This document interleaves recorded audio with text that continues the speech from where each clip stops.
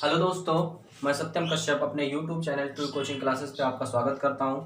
आज हम इस क्लास में उत्तल दर्पण के विषय में चर्चा करेंगे और अगली क्लास में हमने अवतल दर्पण के विषय में पढ़ा था। तो जिसने भी उस वीडियो को नहीं देखा होगा, अवतल दर्पण के विषय में देख लेंगे, उसमें जो इम्पोर्टेंट्स हैं, बेसिक चीज़ें हैं, उसको जान लेंगे तो ये वीडियो आपको अच्छे से समझ में आ जाएगी। और ये वीडियो जो होने वाली है बहुत ही इंपॉर्टेंट वीडियो होने वाली है, क्योंकि इसमें हम रेलवे के उन क्वेश्चनों को भी चर्चा में लेंगे जो बहुत बार पूछे गए हैं आपके एग्जाम में, और हाई स्कूल में जो क्वेश्चंस आते हैं उन क्वेश्चंस को भी हम लगाएंगे। ठीक है, तो देखते हैं दोनों तरीके से ये वीडियो बहुत ही इंपॉर्टेंट होने वाली सबके लिए। तो चलिए देखते हैं पहले उत्तल दर्पण के विषय में। उत्तल दर्पण के विषय में पहले हम देखें उत्तल दर्पण। तो अगर आपसे पूछ लिया है छूने में तो कैसा लगता है, तो छूने में धसा हुआ, छूने में तो उभरा हुआ सा लगता है, ऐसे उभरा हुआ सा प्रतीक होता है उत्तल दर्पण। अगर हम इसके उपयोग की बात करें कि इसका उपयोग कहाँ किया जाता है, तो आप ध्यान से देखिएगा। इसका उपयोग अगर अवतल दर्पण की उपयोग की बात करेंगे तो अवतल दर्पण जो है वो आप सेविंग दर्पण जो होता है उसमें किया जाता है, और ड्राइवर के जो फ्रंट वाले शीशे होते हैं उसमें किए जाते हैं। तो इस तरीके से अवतल दर्पण का उपयोग। अगर उत्तल दर्पण के उपयोग की अगर हम बात करें तो उत्तल दर्पण जो होता है वो, और अवतल दर्पण सर्च लाइट में भी प्रयोग किया जाता था, टार्च में भी यूज किया जाता है। चलिए अवतल दर्पण का यूज देखते हैं। पहला नंबर, मोटर वाहन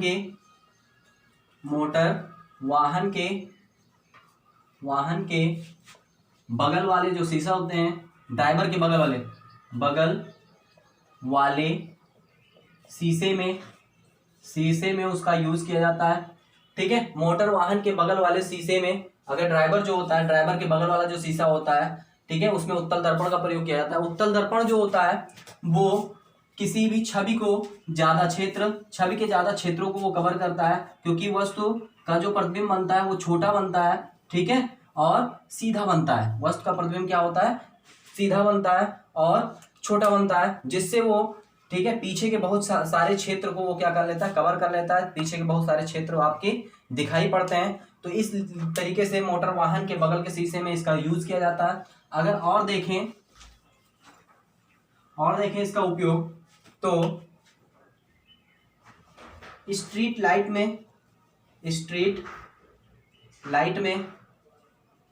ठीक है, गली में जो लाइट लगी होती है गलियों में, ठीक है, उस लाइट में भी उत्तल दर्पण का यूज किया जाता है, क्योंकि प्रकाश चारों तरफ फैल जाए, ठीक है, आने जाने में, देखने में आपको आसानी हो।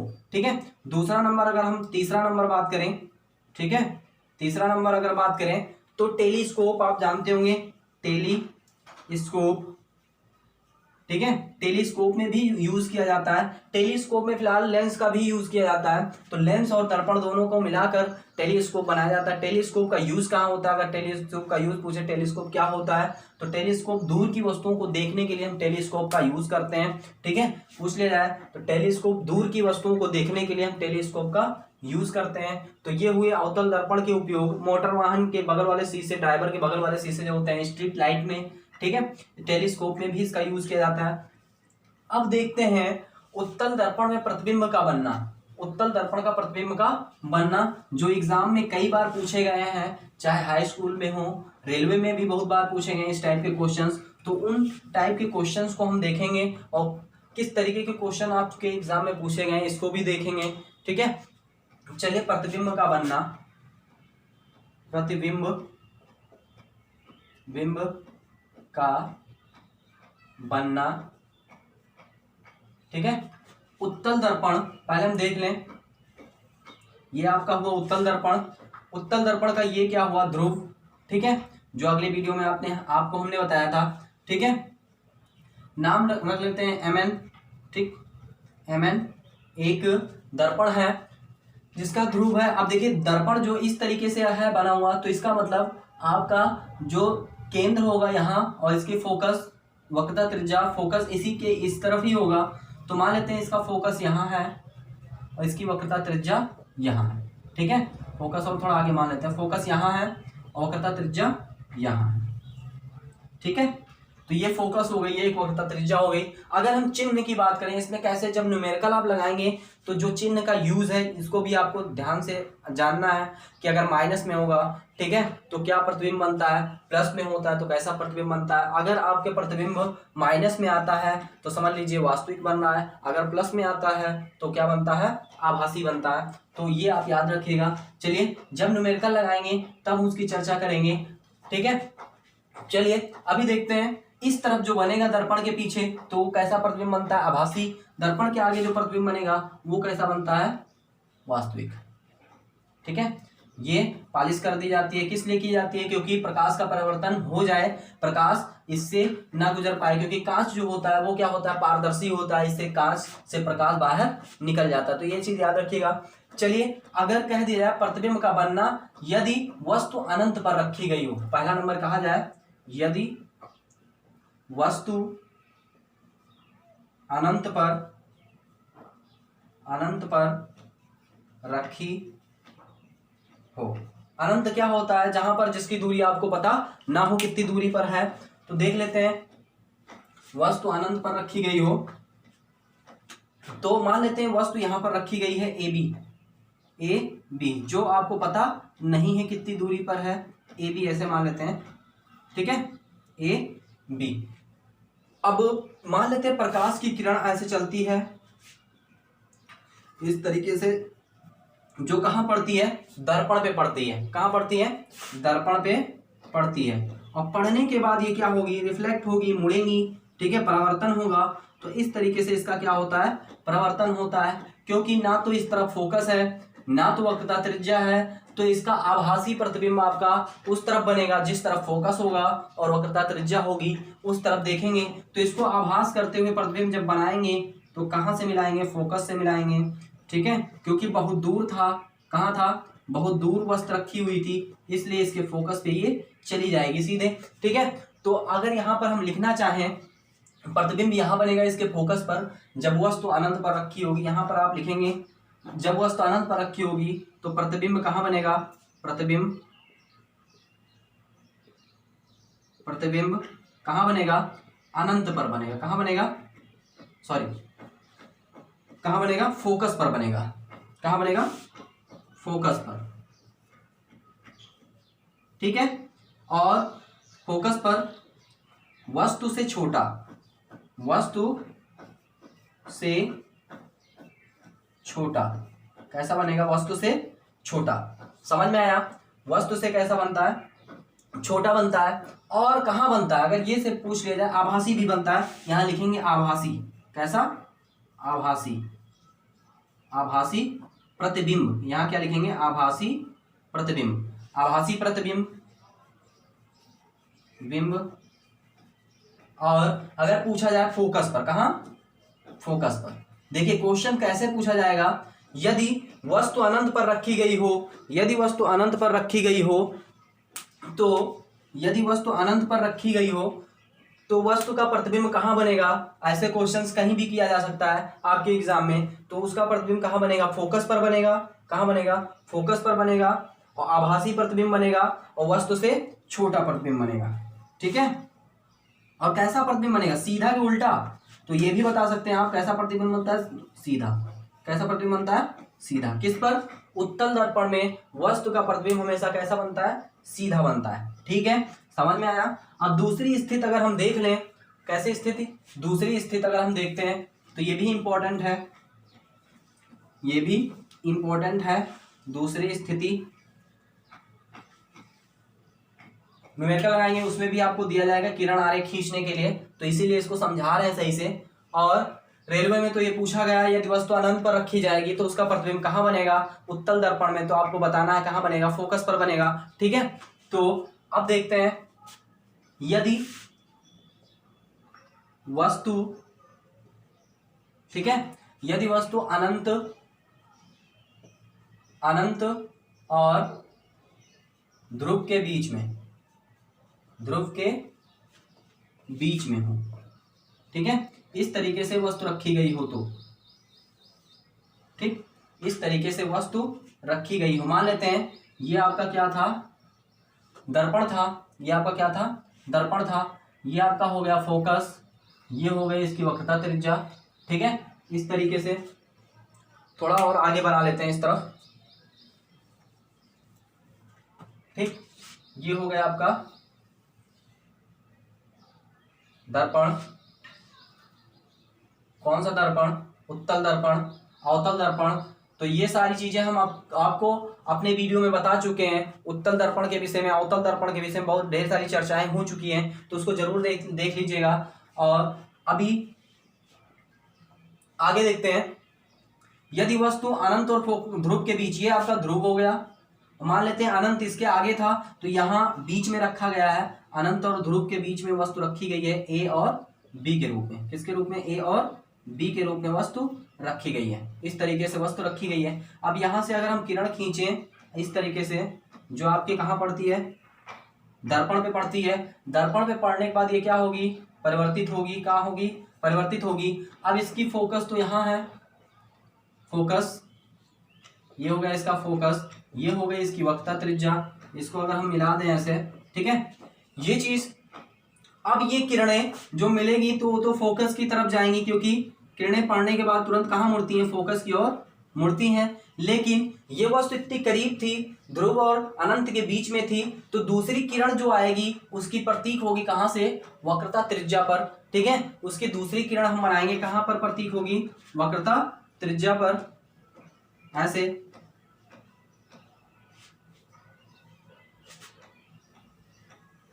इस तरीके से। ठीक है, अब दोनों किरणें जहां पर काटेंगी वहीं पर उसका प्रतिबिंब बनेगा। जहां पर दोनों किरणें काटेंगी वहीं पर उसका प्रतिबिंब बनेगा, बी और ए के रूप में सीधा प्रतिबिंब। कहां? बी और ए के रूप में सीधा प्रतिबिंब। जब वो अनंत पर होगा तो फोकस पर बनेगा, जब अनंत और फोकस ध्रुव के बीच में होगा तो ध्रुव और फोकस के बीच में ही इसका प्रतिबिंब बनेगा। ये चीज आपको याद रखना है। तो कैसा प्रतिबिंब बनेगा? प्रतिबिंब अगर हम देखें, प्रतिबिंब के विषय में अगर हम जाने तो कैसा? आभासी प्रतिबिंब। आप लिखेंगे आभासी, आभासी प्रतिबिंब, आभासी प्रतिबिंब। ठीक है, और दर्पण के पीछे फोकस, ठीक है, ये सीधी बनेगी, प्रतिबिंब सीधा बनेगा। ठीक है, कैसा? सीधा, सीधी प्रतिबिंब। कैसी प्रतिबिंब? सीधी प्रतिबिंब। और सीधी प्रतिबिंब, आभासी, सीधी, और ध्रुव और फोकस के बीच में, ध्रुव और फोकस के बीच में, फोकस के बीच में, ठीक है। आभास करती हुई वस्तुएं आपको प्रतीक होंगी, इसीलिए इसमें आभासी बनता है। ठीक है, तो अगर हम इसमें चिन्ह की बात करें तो चिन्ह में इसमें फोकस प्लस में होगा, वक्रता त्रिज्या भी प्लस में होगी, और इसका प्रतिबिंब भी प्लस में होगा। ठीक है, तो ये सारी चीजें प्लस में होगी, और सिर्फ वस्तु इधर रखी गई है तो ये सिर्फ माइनस में होगा। बाकी सारी चीजें उत्तल दर्पण में क्या होती हैं? प्लस में होती हैं। सिर्फ ये चीज माइनस में आपका निकल के आएगा। ठीक है, तो इस तरीके से वस्तु अनंत पर और ध्रुव के बीच में रखी होगी तो इसका प्रतिबिंब यहां बनेगा। तो आपसे ऐसे सीधा क्वेश्चन पूछा जाएगा, यदि वस्तु अनंत और ध्रुव के बीच में रखी गई है तो वस्तु का प्रतिबिंब कैसा बनेगा? सीधा बनेगा। तो आपको ऑप्शन में दिया जाएगा सीधा, उल्टा, कि प्रतिबिंब ही नहीं बनेगा कि बिंदु के समान बनेगा। ठीक है, तो आप बताओगे कैसा प्रतिबिंब बनेगा? सीधा प्रतिबिंब बनेगा। ठीक है, और अगर आभासी वास्तविक में कहा जाएगा तो आभासी प्रतिबिंब बनेगा, ध्रुव और फोकस के बीच में बनेगा, बाहर नहीं बनेगा। अब उसमें कह दिया जाए वक्रता त्रिज्या और फोकस के बीच में, तो आपका क्या हो जाएगा? गलत हो जाएगा। ध्रुव और फोकस के कहाँ बनेगा? बीच में बनेगा। तो ऐसे बारीकियों से क्वेश्चन दिए जा रहे हैं, तो इसकी तैयारी आप करके रखिए। ठीक है, चलिए आगे देखते हैं। इसको अच्छे से आप रिवाइज करिएगा। अगर समझ में नहीं आता है तो फिर से एक बार वीडियो को जरूर देखिएगा। अगर वीडियो आपको अच्छी लगती है तो आप सब्सक्राइब और बेल आइकन को जरूर दबाइएगा, क्योंकि हमारी अगली वीडियो इसी तरीके से हाई स्कूल और रेलवे बेस पर होगी, जो दोनों के तैयारियों से जुड़ी होंगी। तो आप हमारे साथ बने रहिए इसी तरीके से। चलिए आगे देखें। तो इसमें आप इसके बाद हम पढ़ते हैं, आपको कुछ चीज़ों के संबंध के विषय में बता देते हैं, क्योंकि अगले क्लास में हम जब न्यूमेरिकल लगाएं, क्योंकि न्यूमेरिकल इसके बहुत ज़्यादा जरूरी हैं दोनों चीज़ों के लिए। हाई स्कूल के हम सिर्फ 4 टाइप के न्यूमेरिकल बताएंगे, उसी चारों टाइप से सारे क्वेश्चंस आपके बुक के हैं, जो सारे क्वेश्चंस आपके लग जाएंगे, कहीं और किसी तरीके से अटेम्प्ट करने की जरूरत नहीं है। सारे क्वेश्चन जितने भी क्वेश्चंस बने होंगे वो क्वेश्चंस आपको लग जाएंगे, किसी भी तरीके से परेशानी आपको होने वाली नहीं है। चलिए देखिए, जैसे अगर हम देखें और संबंध के विषय में अगर हम देखें तो पहला नंबर फोकस दूरी और वक्रता त्रिज्या के विषय में देखते हैं त्रिज्या। तो फोकस दूरी और वक्रता त्रिज्या में संबंध अगर पूछा जाए तो फोकस दूरी जो होती है वक्रता त्रिज्या की क्या होती है, आधी होती है। तो यहाँ लिखेंगे F = R/2। ये न्यूमेरिकल में भी आपके यूज होगा, ठीक है। तो उत्तल दर्पण हो चाहे अवतल दर्पण हो, F = R/, क्या लगाएंगे, 2 ही लगाएंगे। समझ में आया? तो ये चीज आप याद रखिएगा। और दूसरा नंबर सबसे इंपॉर्टेंट चीज अगर हम देखें तो अब हम लेंस की क्षमता के विषय में बात करते हैं। लेंस की क्षमता,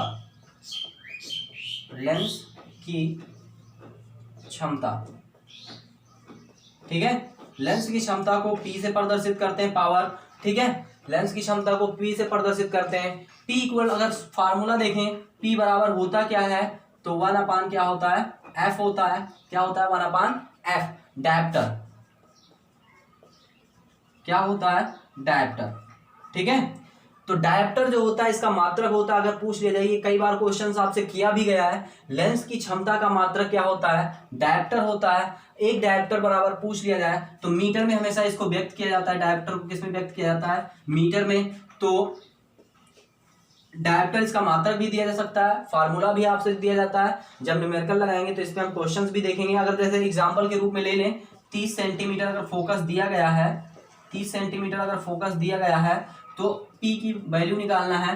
एक चीज ये रखेंगे, देखेंगे लेंस की क्षमता किसमें माइनस में होती है, किसमें प्लस में होती है। तो आप ये याद रखिएगा कि अवतल दर्पण में फोकस दूरी माइनस में होती है, तो अवतल दर्पण में क्षमता जो होगी माइनस में होगी, और उत्तल दर्पण में क्या होगा, प्लस में होगा, ठीक है। तो यहाँ प्लस माइनस करके आपका लिखा जाता है, तो उससे प्रॉब्लम नहीं है, ठीक है। उत्तल और अवतल में क्या होता है, अलग अलग होता है, इसीलिए यहाँ क्या लगाया जाता है, प्लस और माइनस लगाया जाता है। अवतल दर्पण होगा तो माइनस होगा, उत्तल दर्पण होगा तो प्लस होगा, ठीक है।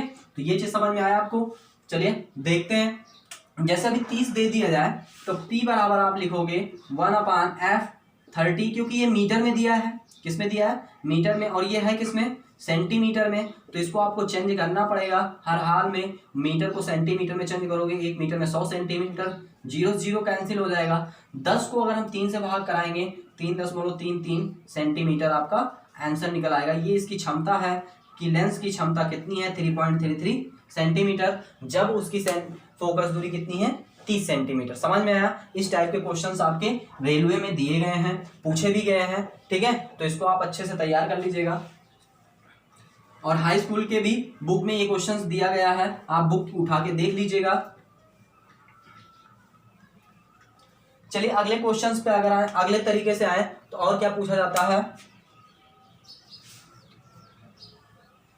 ठीक है। आवर्धन क्षमता सबसे इंपॉर्टेंट, आवर्धन क्षमता, आवर्धन क्षमता। आवर्धन क्षमता क्या होती है, इसको m से प्रदर्शित करते हैं। किससे प्रदर्शित करते हैं, m से। इसका कोई मात्रक नहीं होता है। m बराबर, अगर हम परिभाषा की बात करें तो प्रतिबिंब की लंबाई और वस्तु की लंबाई के अनुपात को हम क्या कहते हैं, वस्तु का आवर्धन कहते हैं। वस्तु का आवर्धन का मतलब क्या होता है, प्रतिबिंब की लंबाई और वस्तु की लंबाई के अनुपात को हम क्या कहते हैं, वस्तु का आवर्धन कहते हैं। अभी तक देखिए, जैसे हमने अवतल दर्पण ही ले लें, इसके सामने इतनी लंबी वस्तु रखी थी, इसको हम क्या कहेंगे, ओ कहेंगे। क्या कहेंगे, ओ कहेंगे। अगर इसका प्रतिबिंब यहाँ बन रहा था तो इसको हम कहेंगे आई कहेंगे, इसकी लंबाई को क्या कहेंगे, आई कहेंगे। जैसे 5 सेंटीमीटर लंबी वस्तु रखी थी और इसका प्रतिबिंब 2 सेंटीमीटर बन रहा था, तो इसको हम आई कहेंगे, आई बराबर 2 सेंटीमीटर, ओ बराबर 5 सेंटीमीटर, ठीक है। समझ में आया? जब न्यूमेरिकल लगाएंगे उसमें इस टाइप के क्वेश्चंस आपको मिलेंगे, आपको रखना पड़ेगा, तभी आपका निकल के आएगा, ठीक है। एम बराबर आई बराबर क्या, आई अपान क्या होता है, ओ होता है। इतने बराबर, और हम लिख सकते हैं एम बराबर इतने बराबर V/U, क्या होता है, V/U। अगर परिभाषा पूछी जाए कि आवर्धन की परिभाषा आप बताइए। तो प्रतिबिंब की लंबाई और वस्तु की लंबाई के अनुपात को हम क्या कहते हैं? रेखीय मतलब आवर्धन कहते हैं। क्या कहते हैं? आवर्धन कहते हैं। वस्तु का आवर्धन या आवर्धन क्षमता m=I/O होता है। समझ में आया? ठीक है। तो इस तरीके से आवर्धन क्षमता, देखिए एक वीडियो हमने कहा था आपको बनाने के लिए, ठीक है। उस वीडियो में हम आपको रेखीय आवर्धन क्षमता निकालने का फार्मूला और गोलीय दर्पण 1/f = 1/v + 1/u का फार्मूला जो निकल के आता है उसको प्रूव करने की विधि हम बताएंगे, कैसे प्रूव करके ये निकल के आता है। ठीक है। तो अगली वीडियो में सबसे पहले हम ये चीज देखेंगे, इसके न्यूमेरिकल कितने टाइप से बनते हैं, कैसे बनते हैं। ठीक है। लगभग 5 टाइप के न्यूमेरिकल बनेंगे इस पर, और ये 5 टाइप अगर आप देख लेते हैं न्यूमेरिकल, अगर इसके आप देख लेते हैं तो कोई भी न्यूमेरिकल आपकी बुक का फंसने वाला नहीं है, पूरी गारंटी के साथ। ठीक है। आपको सारे क्वेश्चंस अपने आप लगाओगे आप, अगर इस 5 टाइप के क्वेश्चंस आप देख लेते हो। ठीक है। तो आप हमारे साथ बने रहिएगा। ठीक है। अगले वीडियो में हम आपसे इसके न्यूमेरिकल के विषय में चर्चा करेंगे, इसके न्यूमेरिकल देखेंगे जो आपके लिए बेहद इंपॉर्टेंट होने वाले हैं। चलिए, तब तक आप इन चीज़ों का रिवाइज कर लीजिएगा। चलिए, मिलते हैं हम आपसे नेक्स्ट वीडियो में। जय हिंद।